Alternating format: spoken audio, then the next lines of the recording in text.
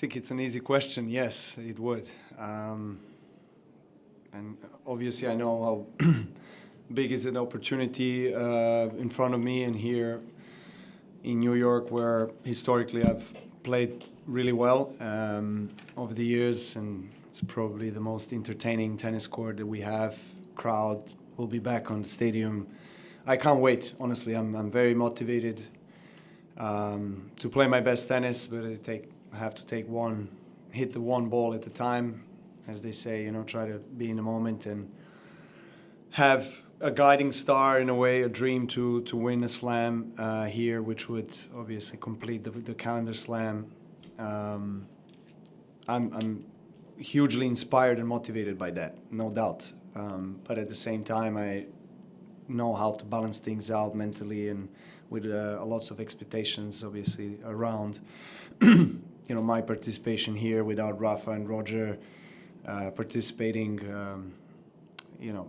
I feel it. I know there's a lot of people are going to be watching my matches and expecting me to do well and fight for a slam. But at the same time, regardless of Roger's and Rafa's absence, you still have tremendous quality tennis players that are probably right now on a hot streak, like Zverev, Medvedev, Tsitsipas. Those are the three top contenders that I see for the title. But Grand Slam is a Grand Slam. It's a 2-week long event, best of 5. Everyone wants to do well at the Grand Slam. Anything can really happen. Of course, the top seeds are the top favorites to go far and go deep in the tournament, but I've been in this situation numerous times in my life. There is a slight difference in terms of what's at stake and the feeling towards that, but I don't give it too big of a significance on a daily basis, because I'm trying to be in the present moment. Let's go Howard, Ben, Willie. Howard, you're up. Hi, Novak. Howard. Hi, Howard. With AP. I wonder, it's been a very long time since a man has done what you're trying to achieve. I'm wondering how much you might know about Rod Laver, his career, his accomplishments, and I'm wondering how well you know him, if you've gotten a chance to speak to him, if he's offered any or you've sought any advice from him. There are very few people who know what it's like to try to do what you're about to try to do. Yes, well, I have not spoken to him about my position at the moment and an opportunity that I have, but I'll try definitely to reach out. And I've always meet Rod in Australia. I have a little chat. He is one of the all-time greats, legend of our sport, someone that I admire, respect, and look up to. I've had wonderful success on his court in Melbourne. So over the years, we've seen each other quite a bit in Melbourne. And but I have not spoken to him about the calendar slam, and I'll take you up on that one. I'll try to seek for his advice, and hopefully he can tell me something that could help me. Ben.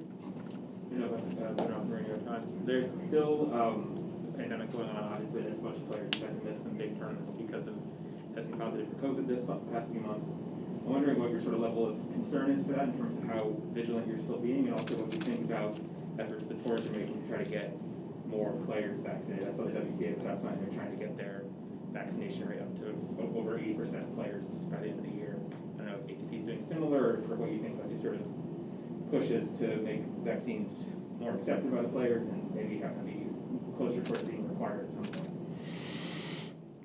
Well, 6 months absence from the tour last year wasn't easy for anybody in our ecosystem, but also in the other fields of life, of course.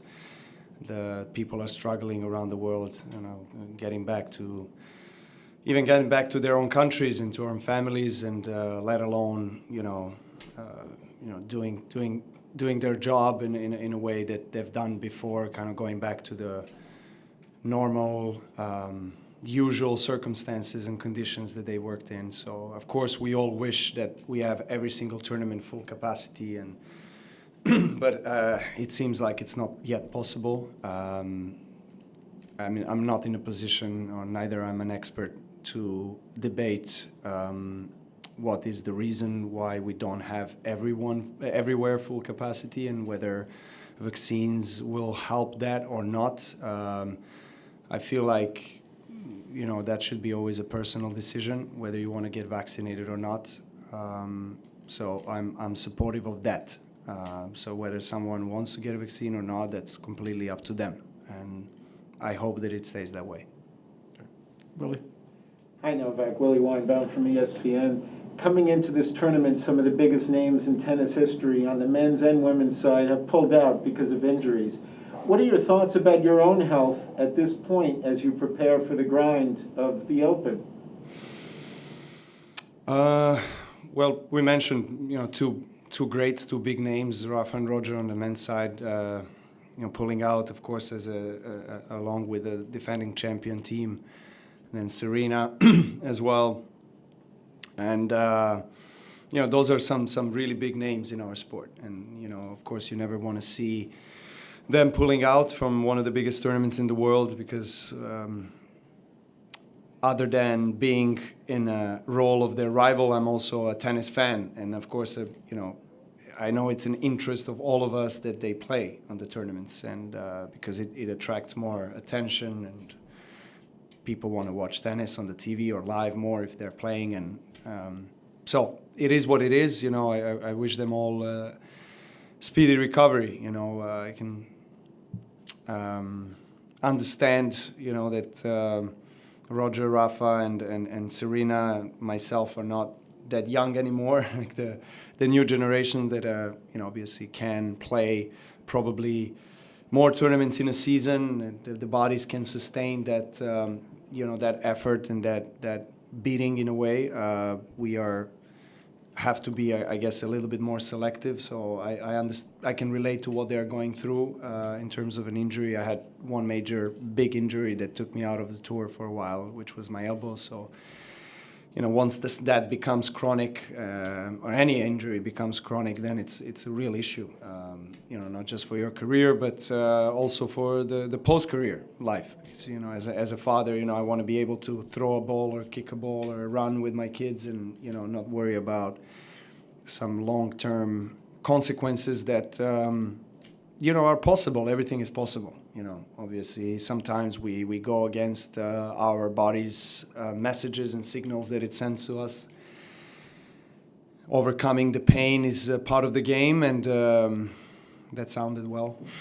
But at the same time, you have to find a balance at what works the best for you. And my preparations for US Open have gone well. I feel good on the court.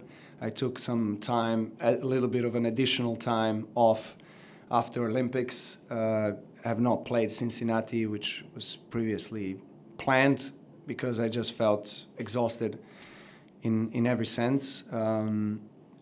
After that long summer, which was very successful, and it brought a lot of success to me and a lot of confidence.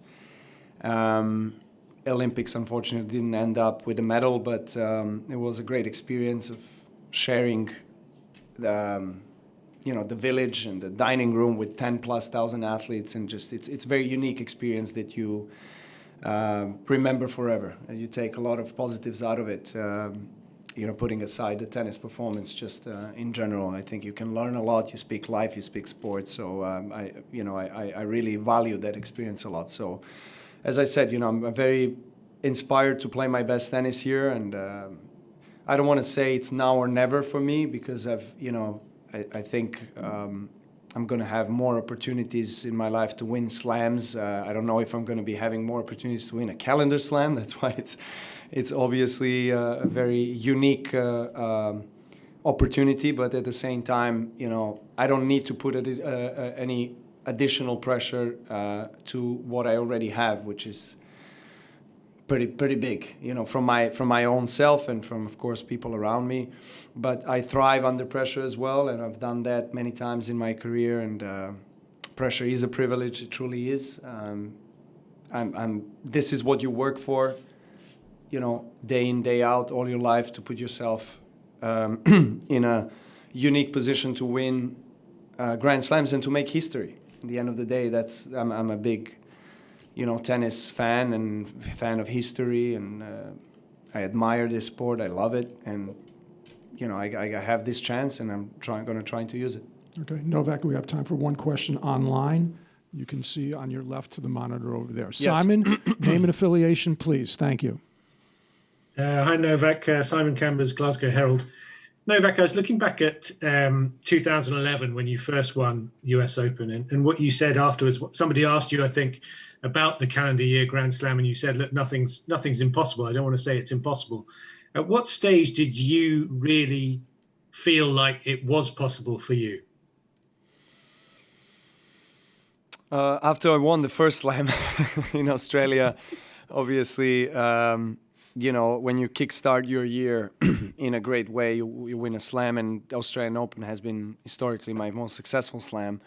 You always feel like, okay, I have enough time to prepare for Roland Garros. It's a long stretch. But I think Roland Garros is probably the one that is always probably the biggest hurdle for me. And, I won it the second time in my career this year. And after I won the French, I thought, okay, I don't have a lot of time to prepare for Wimbledon and for grass, but I do feel more comfortable, and I like my chances more in Wimbledon than I probably do in Roland Garros. So, yeah, that would be identified as the moment where I felt it could be possible. Okay, Novak, we have one more, your toughest question of the press conference. Rex, you're up with the champ. Novak. Hi, Rex. Early in your career, people compared you to Gumby. Now they compare you to Spider-Man. Which do you like better? What was the first part of the question? Sorry, you said Spider-Man or? Gumby. Gumby. Or Gumby. What is Gumby? Like a little clay figure that was kind Okay, of... so I was into Spider-Man, but maybe after your question, I'm gonna think about Gumby. Yeah. Is that your favorite superhero? What's your favorite superhero, Rex? I don't know. You know what? Maybe Spider-Man. Who knows? What is? Oh, I'm just seeing what's Gumby. The green, stretchy. Yeah. It looks fun. Looks fun. Okay. So I hope I get a chance to meet you in person, and then we could do a few stretches. So maybe you will start liking Spider-Man more.